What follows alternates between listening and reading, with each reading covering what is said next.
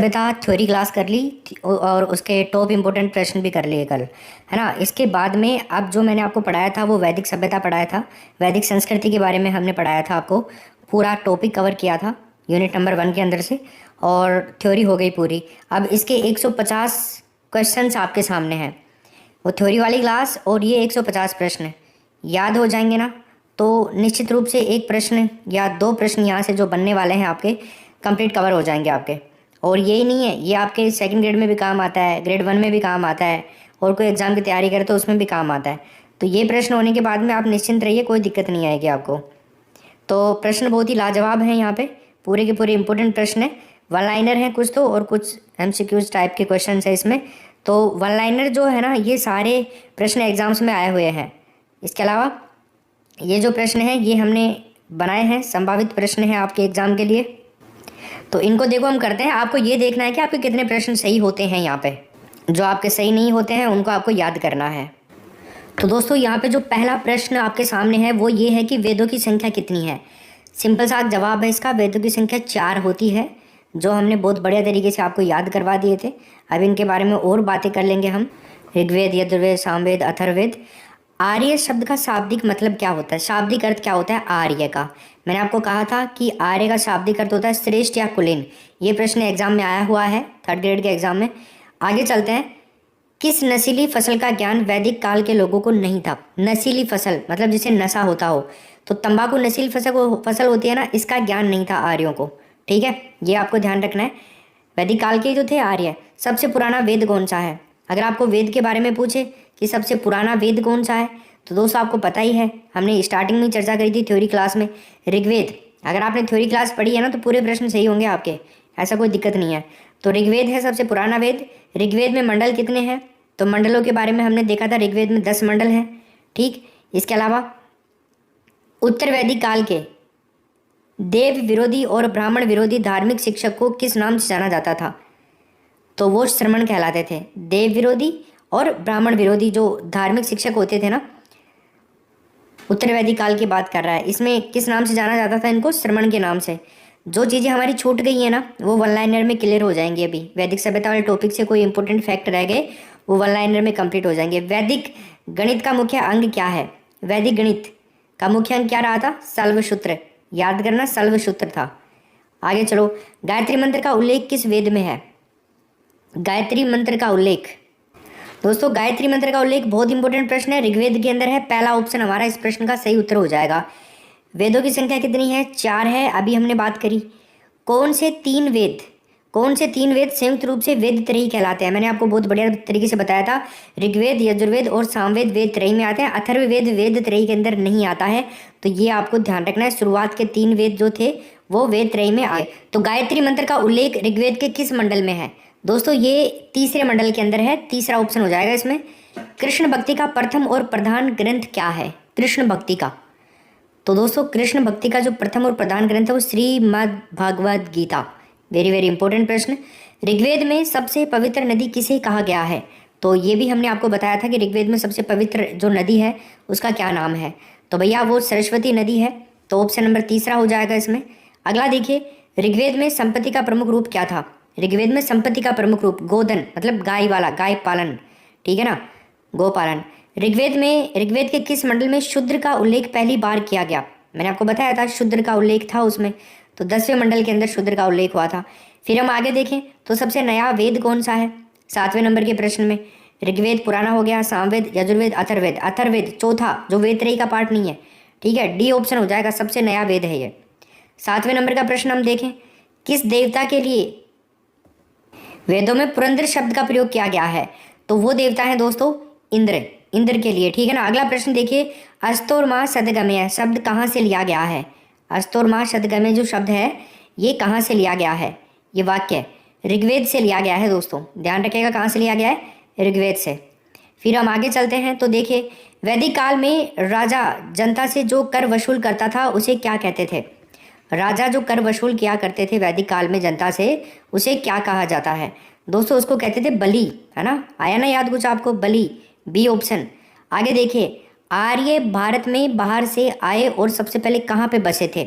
आर्य लोग भारत में बाहर से आए थे तो कहाँ बसे थे ये, पंजाब के अंदर, है ना। तो आपका आंसर पंजाब मिलेगा ऑप्शन में, वो आपको बता देना है। फिर देखिए सत्यमेव जयते जो वाक्य है ये कहाँ से लिया गया? ऋग्वेद से, शतपथ ब्राह्मण से, यजुर्वेद से और मुंडकोपनिषद से। तो इसमें क्या उत्तर होगा? तो साथियों इसके अंदर आंसर होगा मुंडकोपनिषद, डी ऑप्शन। बहुत इंपॉर्टेंट प्रश्न है, ध्यान रखिएगा। अगला है हमारा पूर्व वैदिक संस्कृति का काल पूछा जाएगा आपसे, तो क्या बताओगे? 1500 ईस्वी से 1000 ईस्वी, पूर्व वैदिक संस्कृति का काल। ठीक है। ऋग्वेद का कौन सा मंडल सोम को समर्पित है? ऋग्वेद का वो कौन सा मंडल है जो सोम को समर्पित है? तो फ्रेंड्स वो है आपका नौवा मंडल। ठीक है, नौवा मंडल कर देना, ऑप्शन में मिलेगा आपको। इसके अलावा ऋग्वेद में किसका उल्लेख है? मंत्र का, जादू टोनों का, आयुर्वेद का या संगीत का? तो 10 नंबर के प्रश्न में क्या उत्तर होगा? तो फ्रेंड्स यहाँ पर ना अपना आंसर आएगा मंत्र, मंत्र हो जाएगा। ऋग्वेद के अंदर मंत्रों का उल्लेख है ना। और आप कमेंट करके बताओ कितने मंत्र हैं। मैंने आपको बताया था थ्योरी क्लास में, पढ़ी है आपने, जरूर बताना। गायत्री मंत्र का उल्लेख किस पुस्तक में किया गया है? गायत्री मंत्र का, तो गायत्री मंत्र का उल्लेख आप सभी जानते हैं ऋग्वेद में किया गया है। प्राचीन भारत में निष्क से क्या जाने जाते थे? मतलब निष्क से किसको जाना जाता था? किसका नाम था निष्क? तो दोस्तों ये स्वर्ण आभूषण हुआ करते थे, स्वर्ण सोने के आभूषण को निष्क कहा जाता था। आगे चलते हैं। ऋग्वेद में कुल ऋचाओं यानी कि मंत्रों की संख्या कितनी है? आ गया। तो ऋग्वेद में आपको बताना है मंत्रों की संख्या के बारे में। तो गाइस ऋग्वेद में मंत्रों की संख्या 10,600, ठीक है ना, डी ऑप्शन हो जाएगा इसमें। आगे चले हम, तो देखिए वैदिक काल में काबुल नदी का स्थान कहाँ निर्धारित होना चाहिए? काबुल नदी का स्थान वैदिक काल में क्या बताया गया? तो दोस्तों काबुल नदी का स्थान बताया गया अफगानिस्तान। कपिल मुनि द्वारा प्रतिपादित दार्शनिक प्रणाली कौन सी थी? दार्शनिक प्रणाली, तो कपिल मुनि सांख्य दर्शन के प्रणेता थे ना, तो सांख्य दर्शन कर देना आप। आगे चलते हैं। अच्छा बताओ कपिल मुनि का मेला कहाँ लगता है? सब लोग कमेंट करके बताना कमेंट बॉक्स में। सामदेव में किसका उल्लेख है? सॉरी सामवेद में, सामवेद जो वेद है इसके अंदर उल्लेख किसका है? मंत्र का, जादू का, आयुर्वेद का और संगीत का। तो क्या उत्तर होगा इसमें? दोस्तों सामवेद के अंदर है ना संगीत का उल्लेख है, संगीत का। भारत का सबसे पुराना प्राचीन वेद कौन सा है? तो सबसे पुराना प्राचीन अभी हमने किया ऋग्वेद है। इसके अलावा हम आगे चलें तो ऋग्वेद में कुल कितने मंडल हैं ये भी हमने देख लिया, 10 मंडल है ऋग्वेद में। अब आगे चलते हैं। भारतीय संगीत का जनक किस वेद को कहा जाता है? बताइए।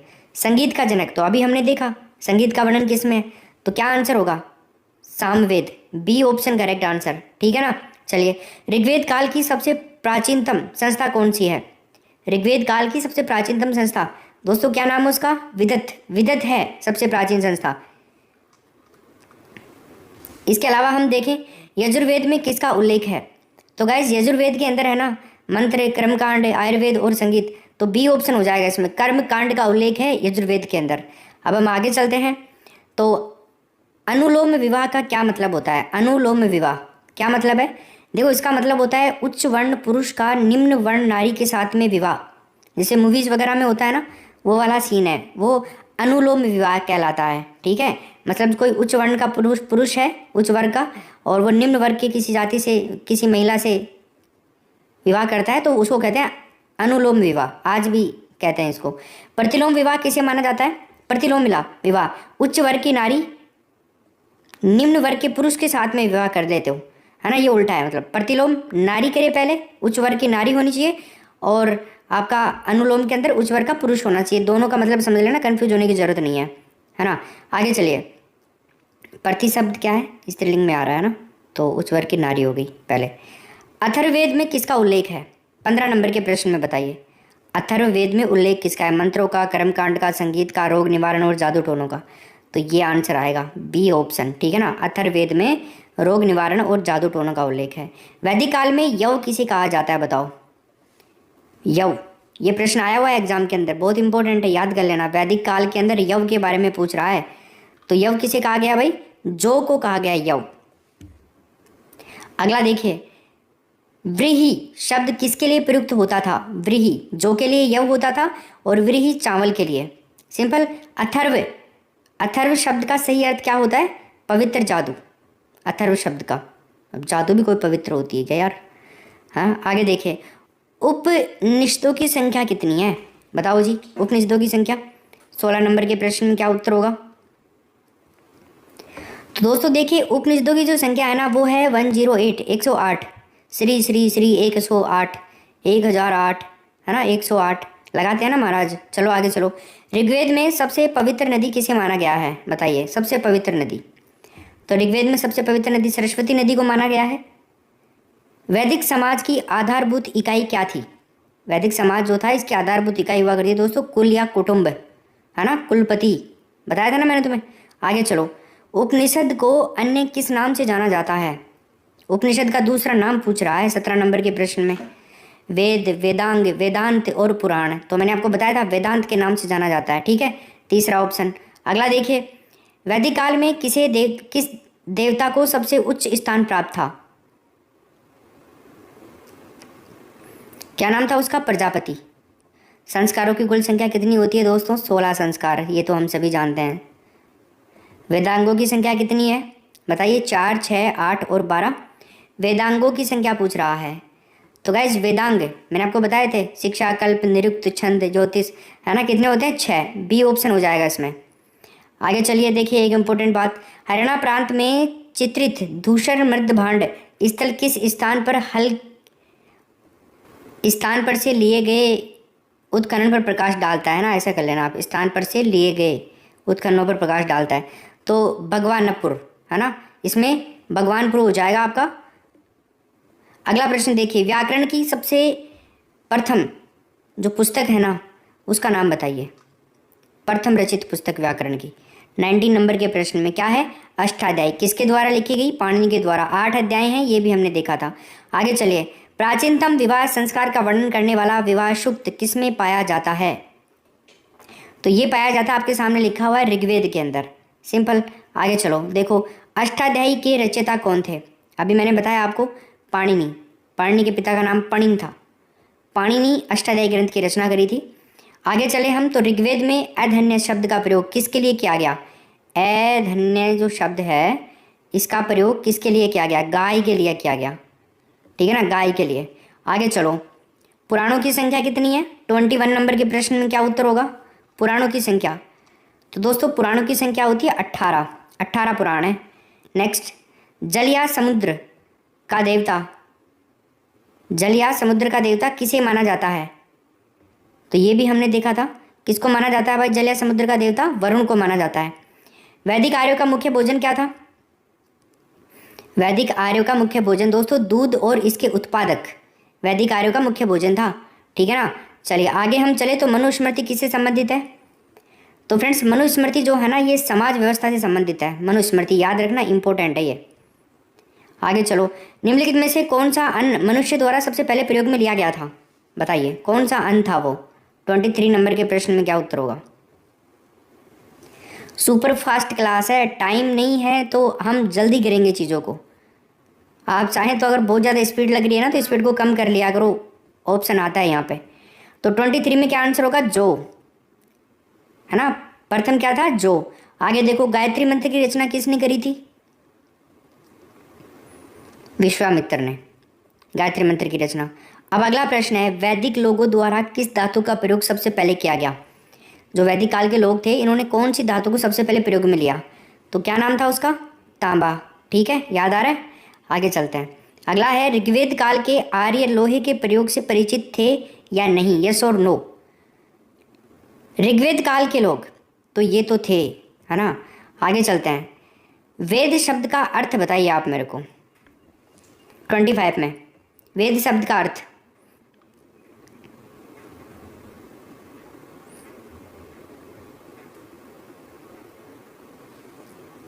तो क्या आंसर हो जाएगा दोस्तों इसके अंदर? ज्ञान हो जाएगा, तीसरा ऑप्शन। दोस्तों एक प्रश्न गलत हो गया अपना, ये परिचित नहीं थे इससे, है ना, नहीं थे, है ना, क्योंकि मैंने आपको बताया था थ्योरी में ये नहीं थे। अगला देखिए, लोहे से परिचित नहीं थे, बाकी जो तांबा, सोना, चांदी ये सब जो थे ना इनसे परिचित थे ये लोग। कहाँ से परिचित थे? आगे चले हम, तो अगला है, ऋग्वेद में कौन से नदियों का उल्लेख अफगानिस्तान के साथ संबंध का सूचक है? कुंभा और क्रमु, है ना, ये हो जाएगा इसमें, कुंभा और क्रमु। आगे देखिए, आर्य सभ्यता में मनुष्य के जीवन के आयु के अवरोही क्रमानुसार आपको सही बताना है। क्या आंसर होगा इसमें 26 नंबर के प्रश्न में? देखो इसमें सबसे पहले हम देखेंगे ब्रह्मचर्य, गृहस्थ आश्रम, वानप्रस्थ आश्रम और संन्यास आश्रम। तीसरा ऑप्शन हो जाएगा इसके अंदर।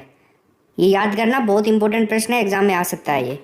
अगला प्रश्न देखिए आप, ऋग्वेद में कितने सूक्त हैं? मंडल 10 हैं और सूक्त 10 और 28 और कर देना बस, 1028। आगे चलो, आरंभिक वैदिक कला में वर्ण व्यवस्था आधारित थी। शिक्षा, जन्म, व्यवसाय, प्रतिभा, किसके ऊपर आधारित थी बताना जरा? 27 नंबर के प्रश्न में। तो दोस्तों क्या आंसर होगा? ये व्यवसाय के ऊपर निर्धारित थी। तीसरा ऑप्शन हो जाएगा, है ना। अगला है, आर्यों के आर्कटिक होम सिद्धांत का पक्ष किसने किया था? वेरी वेरी इंपॉर्टेंट प्रश्न, बाल गंगाधर तिलक ने किया था दोस्तों। ठीक है, चलो अगला देखते हैं। आर्यों को एक जाति कहने वाला पहला यूरोपियन कौन था? 28 नंबर के प्रश्न में उत्तर बताना आपको, कौन था भाई? दोस्तों ये था मैक्स मुलर। तीसरा ऑप्शन हो जाएगा इसके अंदर राइट आंसर। कौन था? मैक्स मुलर था। पूर्व वैदिक आर्यों का प्रमुख धर्म क्या था बताइए? पूर्व वैदिक जो आर्य थे इनका प्रमुख धर्म प्रकृति और पूजा, प्रकृति पूजा और यज्ञ। ठीक है, सिंपल है, याद कर लेना इसको, ये तो कोई ज़्यादा दिक्कत वाली बात नहीं है। आर्यन जनजातियों की प्राचीनतम बस्ती कहाँ है बताइए? उत्तर प्रदेश, बंगाल, दिल्ली और सप्त सिंधु। नाम देखो उसी टाइम के नाम लेने हैं आपको, तो सिंपल सा आंसर है सप्त सिंधु हो जाएगा इसका राइट आंसर। विश्व के प्रथम प्रमाणिक ग्रंथ कौन कौन से हैं बताइए? विश्व के बताना आपको प्रथम प्रमाणिक ग्रंथ कौन कौन से हैं? तो ऋग्वेद, सामवेद, यजुर्वेद और अथर्ववेद, चारों वेद, इनको माना जाता है विश्व के प्रथम प्रमाणिक ग्रंथ। और इनका निर्माण, इनका रचना जो है भारत में हुई। उपनिषद क्या है? महाकाव्य, कथा संग्रह, कानून की पुस्तक और हिंदू दर्शन का स्रोत। तो क्या है दोस्तों 30 नंबर के प्रश्न में क्या उत्तर होगा? हिंदू दर्शन का स्रोत है उपनिषद। ठीक है ना, तो इसमें आंसर होगा डी ऑप्शन। आगे हम चले, यजुर्वेद में किस विधि का वर्णन किया गया था बताइए? यजुर्वेद के अंदर वो कौन सी विधि थी जिसका वर्णन किया गया? तो यजुर्वेद के अंदर दोस्तों यज्ञ वाली विधि का वर्णन किया गया है। यज्ञ, यज्ञ जो जिस भी ऑप्शन में आपको मिले आप कर देना। आगे चलिए, रामायण के रचयिता कौन थे? तो रामायण की रचना किसने करी थी? सिंपल है, वाल्मीकि ने करी थी। वाल्मीकि ने राजस्थान के लिए मरुकांता शब्द का प्रयोग किया था रामायण में। यजुर्वेद की भाषा क्या थी? तो दोस्तों यजुर्वेद की जो भाषा थी ना, आरएएस के एग्जाम में आया था ये वाला प्रश्न 2009 में, है ना। तो इसमें क्या आंसर होगा?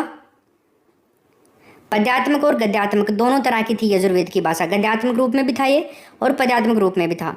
रामायण में कितने कांड हैं? 32 नंबर के प्रश्न में क्या पूछ रहा है? रामायण में कांडों की संख्या पूछ रहा है दोस्तों। तो रामायण में जो कांड है ना वो है 7 कांड रामायण के अंदर। कौन कौन से हैं लिख दिया है मैंने।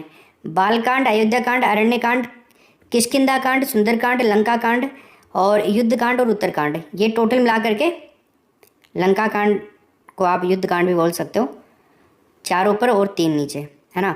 तो ये टोटल 7 कांड थे रामायण के। बाल, अयोध्या, अरण्य, किष्किंधा, सुंदर, लंका, युद्ध, जो भी आप बोलो, और उत्तरकांड। आगे चलिए, महाभारत के रचयिता 33 में वेदव्यास। यस, ऑप्शन नंबर हमारा पहला ही हो जाएगा इसमें। किस विषय से चरक संहिता नामक पुस्तक संबंधित है? चरक संहिता तो दोस्तों आपने सुना ही होगा, कभी ना कभी आपके सामने आया होगा। चिकित्सा से संबंधित है, ठीक है ना, चिकित्सा से। नेक्स्ट, अर्थशास्त्र के रचयिता कौन है? 34 नंबर के प्रश्न में पूछ रहा है अर्थशास्त्र के रचयिता के बारे में। तो माय डियर फ्रेंड्स, अर्थशास्त्र के रचयिता कौटिल्य है। डी ऑप्शन हो जाएगा इसमें राइट आंसर, कौटिल्य है। कौटिल्य को विष्णुगुप्त चाणक्य के नाम से भी जाना जाता है। ब्राह्मण ग्रंथों में सबसे प्राचीन गोत्र कौन सी थी बताइए? सबसे प्राचीन गोत्र ब्राह्मणों के अंदर शतपथ ब्राह्मण, ये भी याद करना है तुम्हें, ठीक है ना। अगला देखते हैं, मेघदूत के रचयिता कौन है बताइए? वेदव्यास, वाल्मीकि, कालिदास और कौटिल्य। तो कालिदास ने मेघदूत लिखा, ठीक है ना। आर्य भारत में कहाँ से आए थे? मध्य एशिया से आए थे, ठीक है। कहाँ से आए थे? मध्य एशिया से आर्य। तो ये हमने स्टार्टिंग में भी देखा। कालिदास की प्रथम रचना का नाम बताइए दोस्तों। कालिदास की प्रथम रचना का नाम है Ritusamhara. D option right answer, ठीक है ना। आगे चलते हैं, सभा और समिति प्रजापति की 2 पुत्रियां थी, हमने बात करी थी थ्योरी में। इनका उल्लेख किस वेद में किया गया बताइए? तो इसका उल्लेख जो है दोस्तों ये किया गया अथर्ववेद के अंदर, ठीक है ना, जो भी आपका आंसर हो। ऋग्वेद के रचनाकार कौन है? विश्वकर्मा, धन्वंतरी, विश्वामित्र, और भरत मुनि। तो आपको पूछ रहा है यहाँ पे ऋग्वेद के रचनाकार 37 नंबर के प्रश्न में। तो फ्रेंड्स यहाँ पे क्या आंसर होगा? Dhanvantari, B option. यज्ञ संबंधी विधि विधानों का पता किस वेद से चलता है? बताइए। यज्ञ संबंधी जो विधि विधान है इनका पता कौन से वेद से चलता है? यजुर्वेद से। ठीक है ना भाई, यजुर्वेद से चलता है। यजुर्वेद के रचनाकार बताइए कौन है? यजुर्वेद के रचनाकार बता दो। विश्वकर्मा, धन्वंतरी, विश्वामित्र और भरत मुनि। तो विश्वकर्मा है, तीसरा ऑप्शन हो जाएगा। कौन सा वेद गद्य रूप में भी रचित है? बताओ भाई, क्या आंसर होगा इसमें? गद्य रूप में भी रचित है, नाम बता दो सब जल्दी से। कौन सा वेद है भाई वो? दोस्तों वो है यजुर्वेद। ठीक है ना, चलिए आगे देखते हैं अब। सामवेद के रचनाकार कौन है? बता दो मेरे को, सामवेद के रचनाकार बताइए। विश्वकर्मा, धन्वंतरी, विश्वामित्र और भरत मुनि। तो दोस्तों सामवेद के हैं भरत मुनि, डी ऑप्शन हो जाएगा। योग दर्शन से कौन प्रतिपादक हैं? योग दर्शन के प्रतिपादक कौन है? कौन है भाई? पतंजलि। आगे देखिए, अथर्ववेद के रचनाकार कौन है? अथर्ववेद। तो अथर्ववेद के रचनाकार विश्वामित्र। किस वेद में प्राचीन वैदिक सभ्यता की संस्कृति के बारे में सूचना दी गई? कौन सा वेद है? ऋग्वेद। प्राचीन वैदिक सभ्यता की संस्कृति के बारे में ऋग्वेद में। वेदों की टीकाओं को क्या कहते हैं? बताइए। 41 नंबर के प्रश्न में वेदों की जो टीकाएं, वेदों के ऊपर जो टीकाएं लिखी जाती हैं, जैसे कालिदास ने लिखी, सब कई सारों ने लिखी, तो यहाँ पे क्या होगा? ब्राह्मण ग्रंथ कहा जाता है उनको। पहला ऑप्शन हो जाएगा इसमें। अगला देखिए, प्रसिद्ध 10 राजाओं का जो युद्ध हुआ था ना, वो किस नदी के तट पर लड़ा गया था? उस नदी का नाम था दोस्तों परुषणी नदी। ठीक है, आगे चलते हैं। धर्मशास्त्रों में भू राजस्व की दर क्या थी? धर्मशास्त्रों के अंदर जो भू राजस्व की दर थी वो 1/6 थी दोस्तों। ठीक है ना, भू राजस्व की दर, ये याद रखना, आंकड़ा याद रहेगा तो प्रश्न सही हो सकता है, तुम्हारा एग्जाम में आ सकता है। ऋग्वैदिक काल में सबसे प्रतापी देवता कौन था? बताओ। सबसे ज़्यादा प्रतापी देवता ऋग्वैदिक काल में 42 में क्या उत्तर होगा? ब्रह्मा, विष्णु, शिव और इंद्र। तो गाइज क्या आंसर होगा? इंद्र हो जाएगा इसका करेक्ट आंसर। ठीक है ना भाई, इंद्र। अगला देखिए, भारतीय इतिहास के प्रथम विधि निर्माता कौन है? जो भारतीय इतिहास है इसके प्रथम विधि निर्माता कौन है दोस्तों? मनु। मनु याद रखना। अगला देखिए, सबसे पहले कर लगाने की प्रथा किस काल से शुरू हुई? बताओ देखें, 43 में क्या उत्तर होगा? तो फ्रेंड्स यहाँ पे आंसर क्या होगा? उत्तर वैदिक काल, बी ऑप्शन राइट आंसर हो जाएगा। सबसे पहले जो कर लगाने की प्रथा थी वो उत्तर वैदिक काल से शुरू हुई थी। नेक्स्ट देखिए, भारत के राज्य चिन्ह में शामिल शब्द सत्यमेव जयते किस उपनिषद से लिया गया है? वेरी वेरी इंपॉर्टेंट है, मुंडकोपनिषद। ठीक है ना भाई, याद रखना, मुंडकोपनिषद। अथर्ववेद को किस अन्य नाम से भी जाना जाता है? क्या नाम है अथर्ववेद का दूसरा? तो दोस्तों ध्यान रखना, अथर्ववेद को ब्रह्मवेद के नाम से भी जाना जाता है, ब्रह्मवेद। वैदिक धर्म में किसकी स्मृति के लिए उपासना की जाती है? तो वैदिक धर्म में प्रकृति के उपासक थे लोग, तो क्या होगा? प्रकृति आंसर आ जाएगा। ठीक है, ओम कहाँ से लिया गया? ओम प्लुत में आता है ना, प्लुत है ओम। अगर हिंदी में देखे, संस्कृत में देखे तो प्लुत शब्दों में आता है ये। ऋष्व दीर्घ और प्लुत होते हैं ना, तो प्लुत है ओम। तो आंसर क्या होगा इसमें? हाँ, वृद्धारण्य उपनिषद से। ठीक है, तीसरा ऑप्शन हो जाएगा। 46 देखिए, वैदिक युग में यव कहा जाता है। वैदिक युग में यव किसे कहा जाता है? बताओ। दोस्तों आपको बातों ही बातों में देखो 100 कम से कम 40 प्रश्न के आसपास हमने कर लिए हैं अब तक। तो क्या लाइक का बटन आपसे नहीं दबेगा क्या? लाइक का बटन दबना चाहिए, चैनल सब्सक्राइब भी होना चाहिए। यहाँ पे है ना आपके लिए ऐसी ही रोज़ाना क्लासेज आती रहती हैं, तो चैनल को सब्सक्राइब कर लो, बेल आइकन प्रेस कर दो। सारे important information, video class, test series, सब चीज़ें मिलेंगी आपको यहाँ पे। ठीक है, मनुस्मृति की रचना किसने की थी? 47 नंबर के प्रश्न में बताइए। मनुस्मृति की रचना मनु ने करी थी, मनुस्मृति, मनु। आगे देखिए, योग दर्शन का प्रतिपादन किसने किया था? मनु, पतंजलि, विश्वामित्र और भर्तृहरि। योग दर्शन का प्रतिपादन किसने किया था दोस्तों? पतंजलि ने किया था, तो इसमें भी ऑप्शन हो जाएगा। आर्यों ने सबसे पहले किस धातु को खोजा था? बताओ। सोना, तांबा, चांदी और लोहा। तो क्या नाम था उस धातु का जिसको आर्यों ने सबसे पहले खोज निकाला था? तो क्या उत्तर होगा भाई यहाँ पे? लोहा। हो ही नहीं सकता है, क्योंकि लोहे का तो ज्ञान ही नहीं था ना इन लोगों को, तो सोना, तांबा, चांदी, तो यहाँ पे बी ऑप्शन हम राइट आंसर करेंगे। ज्ञान तो इनका भी था लेकिन इसका उल्लेख मिलता है कांसे का और तांबे का। आगे देखिए, कृष्ण भक्ति का प्रथम एवं प्रधान ग्रंथ किसे माना जाता है? 50 नंबर के प्रश्न में तो किसे माना जाता है भाई? श्रीमद् भगवत गीता को माना जाता है ना। ये सब हो गया है। एक अंतिम प्रश्न नहीं है शायद यहाँ पे, ठीक है कोई दिक्कत नहीं है। तो ये टोटल 150 के आसपास प्रश्न हो गए हैं आपके इस टॉपिक के। तो शेयर अपने दोस्तों को जरूर भी, दिन भर में क्लासेज होती है ना, सबके लिंक टेलीग्राम पे आ जाते हैं, ठीक है। तो टेलीग्राम पे जरूर आप मैसेज कर देना, मैसेज के आप ज्वाइन कर लो टेलीग्राम डिस्क्रिप्शन के अंदर आपको, ठीक है। थैंक यू सो मच, मिलते हैं नेक्स्ट क्लास में। और इसकी थ्योरी क्लास ज़रूर देख लेना इस टॉपिक की। बाय।